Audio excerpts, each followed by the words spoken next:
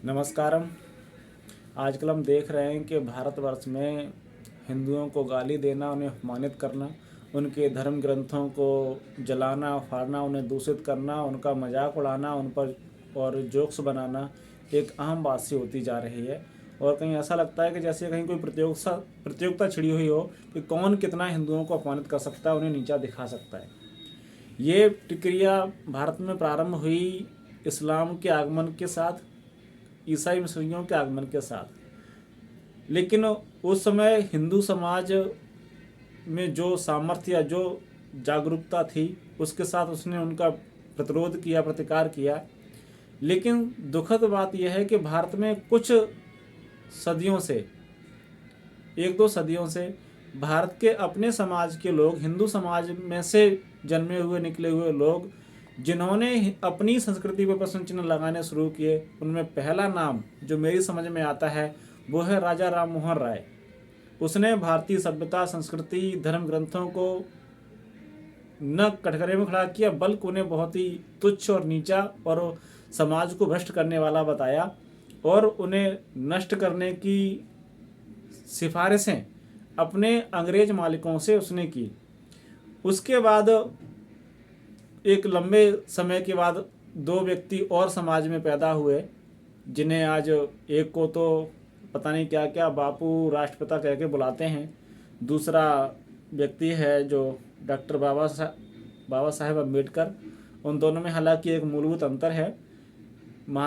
जो मोहनदास करमचंद गांधी है, हिंदुओं के साथ, हिंदुओं के नाम पर दुराभाव, उनके ग्रंथों का अपमान करना, इसने प्रारंभ किया मोहन राव के बाद। दूसरा जो अम्बेडकर ने किया, जो 22 शपथ जो ली देवी देवताओं के और ग्रंथों के अपमान को लेकर के, साथ ही उसने अपने ही राइटिंग्स में ये भी कहा है, एक दो जगह ये स्वीकार्युक्त है उनकी, कि उन्होंने कभी भी किसी भी हिंदू ग्रंथ का मूल रूप में अध्ययन नहीं किया। उन्होंने जो जाना, पढ़ा, सीखा वो इंग्लिश ट्रांसलेशन से जाना। तो उनकी स्वीकार्यता से वो, उनके द्वारा जो पाप किया गया है, मैं मानता हूँ कि वो उतना दंडनीय नहीं है, उन्हें इसके लिए क्षमा किया जाना चाहिए। और चूंकि वो एक असफल राजनेता भी थे, न कि स्कॉलर प्रॉपर, तो उनकी इस शायद क्षुब्धता के कारण हो सकता है कि उन्होंने ऐसा किया हो, या कोई मूल उनका विचार भी ऐसा हो सकता है। लेकिन उन्होंने एक जगह ऐसी स्वीकार्यता की है कि उन्होंने उन धर्म ग्रंथों का अध्ययन नहीं किया, और उन्होंने ये भी माना है कि धर्म ग्रंथों में ऐसी कोई कमियां खामियां नहीं हैं, ये बाद में उसमें आक्षेपण हुआ है, उन्होंने ये बात भी कही है। तो इसलिए मैं मोहनदास गांधी से और राजा राम मोहन राय से कहीं ज़्यादा अम्बेडकर का सम्मान इस बात के लिए करता हूँ कि उन्होंने अपनी जो अनभिज्ञता है, अपने जो ज्ञान की सीमितता है, उसका उन्होंने जिक्र किया है और ये माना है। तो मैं उनको ये मानता हूँ कि उन्होंने अपनी राजनीतिक जो छवि है, जो कार्य है, उनके चलते उन्होंने हिंदू धर्म पर जो आक्रमण किए, तो हो सकता है उसके कारण हो। लेकिन उसके बाद से जब भारत स्वाधीन हुआ, संविधान की रचना हुई जैसे तैसे, उसके बाद सिस्टमेटिकली भारत में हिंदुओं को डिग्रेड करने की प्रक्रिया प्रारंभ की गई, हिंदुओं के द्वारा, हिंदू नेताओं के द्वारा, और हिंदुओं को पूरी तरह से भारतीय संविधान में निगलेक्ट कर दिया गया। और अब हालात अब यहाँ तक आ गए हैं कि जिन्हें, जो आज सत्तासीन हैं, दुर्भाग्य से हिंदुओं ने उन्हें हिंदू होने के भ्रम में सत्ता के शीर्ष पर बिठाया है। उन्होंने ये गीत गाना प्रारंभ किया है कि जो भारत का संविधान है वो धर्म ग्रंथ है और सभी ग्रंथों से बढ़कर के महान ग्रंथ है। और ये दो हैं जो कि बोगे, जिन्हें हम कहते हैं, एक दिल्ली में बैठा हुआ है गुजराती नरेंद्र मोदी, दूसरा उत्तर प्रदेश का जो मुख्यमंत्री है योगी आदित्यनाथ। पहले मुझे ऐसा लगता था कि योगी आदित्यनाथ जो है वो एक नाथ संन्यास परंपरा से आते हैं, तो उनमें बहुत सारे गुण होंगे, जब इन्हें सत्ता हासिल होगी तो शायद कुछ अच्छा हिंदू समाज के लिए होगा। लेकिन जब सत्तासीन होने के बाद, मुख्यमंत्री बनने के बाद, उनके विचारों में और नरेंद्र मोदी के विचारों में लेस मात्र भी अंतर नहीं है, और वो भी सेम वैसे ही धूर्त राजनीतिक व्यक्ति के रूप में उभर करके आ रहे हैं जैसे अन्य सभी धूर्त राजनेता होते हैं। और उन्होंने भी एक गीत गाना शुरू किया है कि भारतीय संविधान इतना महान ग्रंथ है, ये धर्म ग्रंथों से भी बढ़कर के, और इसकी एक एक प्रति हिंदुओं को अपने मंदिरों में रखनी चाहिए, उसकी पूजा करनी चाहिए। तो इन दोनों व्यक्तियों के जो भारतीय संविधान को लेकर के जो बयान हैं, जिस संविधान पर मुझे लगता है कि उस पर कुत्ते भी ना मूते हैं, इतना घटिया, इतना रद्दी, तो बकवास है, जहां समाज में किसी भी तरह की कोई समानता, सौहार्द, न्याय, धर्म, सदाचार जैसी कोई भी चीज़ पर वो बल नहीं देता। वो सिर्फ समाज में घृणा फैलाता है, भेदभाव करता है, और हर तरह की जितने भी समाज को डिग्रेड करने की, छिन्न भिन्न करने के जो उपाय हो सकते हैं, वो सारी व्यवस्थाएं ये भारत का संविधान देता है, जिसकी ये योगी मोदी वाहवाही करते हैं, उसे धर्म ग्रंथ की उपमा दे रहे हैं। चूँकि इन्होंने इस संविधान को धर्म ग्रंथ की उपमा दी और इसे मंदिरों में रख करके पूजा करने की सलाह दी, तब मूल बात पर जो मैं अभी कहना चाह रहा था उस पर आते हैं। ये तो होना ही था कि लोग हिंदू धर्म ग्रंथों को रामचरितमानस पर, गीता पर, मनुस्मृति पर प्रश्न चिन्ह लगाएं, उनका होली जलाएं, उन्हें फाड़ें।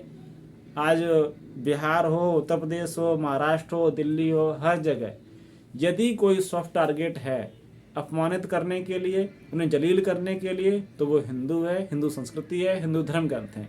और ये सब हो रहा है संविधान को धर्म ग्रंथ बताने के कारण, उसकी पूजा किए जाने की स्थिति करने के कारण।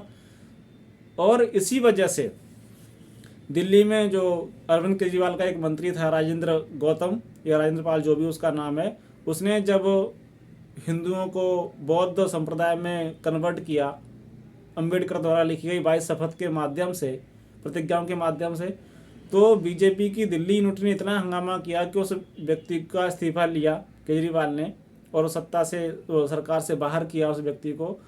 लेकिन उसी प्रक्रिया में बीजेपी का अपना मंत्री रामदास अठावले, जो महाराष्ट्र से बिलोंग करता है, उसने कहा कि हम उन प्रतिज्ञाओं को मानते हैं, फॉलो करते हैं, और हम बिल्कुल उसी पर चलते हैं, हम उनको 100% हूबहू मानते हैं। उसके बारे में बिल्कुल उन्होंने मुंह सिल के रखा हुआ है आज तक। और आज फिर भी उत्तर प्रदेश के जो सरकार में मंत्री हैं, वो रामचरितमानस को अपमानित कर रहे हैं। बिहार के एक मंत्री हैं जो पहले इन्हीं के सहयोगी रहे हैं, वो भी रामचरितमानस पर अपमान कर रहे हैं। और एक पहले जो मंत्री इन्होंने बनाया हुआ था, स्वामी प्रसाद मौर्य, उसने रामचरितमानस का अपमान किया है। तो ये प्रक्रियाएँ, ये तो जो हो रहा है वो होना ही था, क्योंकि जब हम लोगों के पाखंड को सत्य मान करके उन्हें सत्ता सौंप देते हैं, या अपने द्वारा किए जाने वाले निर्णयों का अधिकार उन्हें दे देते हैं कि हमारे बिहाफ पर ये निर्णय लेंगे, तब ये सब होना लाजमी है, स्वाभाविक है, और ये होना ही है। हिंदू समाज को इस पर विचार करने की ज़रूरत है, बहुत महती आवश्यकता है कि वो इस पर ध्यान दें। कोई भी व्यक्ति यदि वो हमारे धर्म ग्रंथों का, हमारी मूल परंपराओं का, धर्म का, सदाचार का आचरण नहीं करता, सत्ता का आचरण नहीं करता, तो उसे किसी भी रूप में उसे हिंदू या हिंदू हितैषी या हिंदूवादी ना समझें। और जो लोग भी भारतीय संविधान को धर्म ग्रंथ मानते हैं, उससे धर्म ग्रंथों से भी बड़ा मानते हैं, उसकी पूजा करने की बात करते हैं, ऐसे धूर्त नेताओं को सत्ता से बाहर करने की आवश्यकता है। और जो हमारे धर्म ग्रंथों का अपमान कर रहे हैं, उन्हें भी सबक सिखाने की आवश्यकता है। उससे सबसे पहले ज़रूरत है कि हमें हिंदुओं को मिलकर के, एकजुट होकर के, सत्य, सदाचार, धर्म के बारे में ज्ञान अर्जित कर, और हर अनाचारी, अधर्मी, म्लेच्छों को समाज का अंग स्वीकार करने से इनकार करना है।